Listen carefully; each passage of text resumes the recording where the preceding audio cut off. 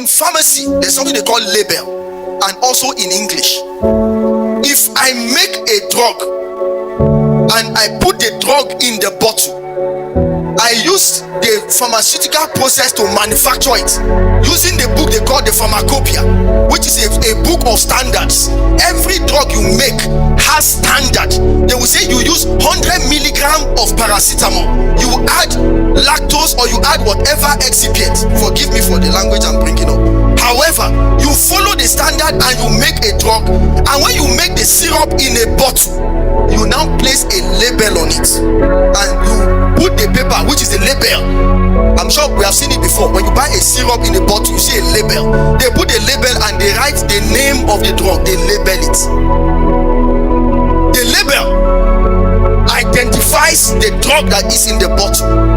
However, there are instances when we are doing something in school they call dispensing. It's a course that you do under pressure. They give you limited time. They give you drugs to produce. You are under pressure. At times when we are doing it, we now make mistake and we put the wrong label on the bottle. So imagine there are some drugs that are for external use. They must never be ingested into your stomach. Imagine I'm under pressure and I now put a drug that is for external use that you're supposed to rub on your body and scream. I now put a wrong label that you can drink it 5 teaspoons 4 times in a day. Now there's a crisis. The identity of the drug is different from the label on the drug. A lot of us are children of God. That's where we are.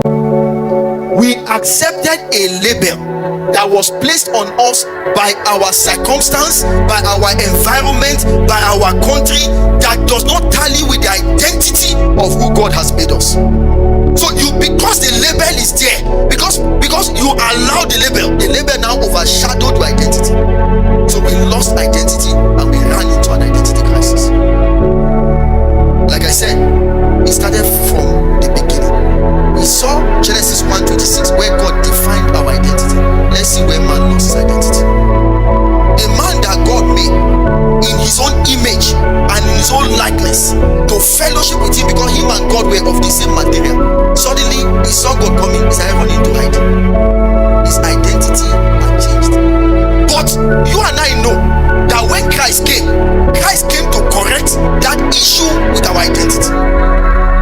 Unfortunately, when we become born again and we have entered into the great house, we still allow the label of our former identity to still be rubbing off on us, and we are behaving contrary to who we are because we don't really understand who we are.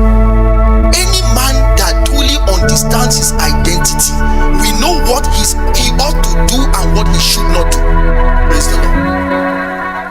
If you carry an eagle and carry dead meat and feed the eagle will not eat because it knows it's not a vulture.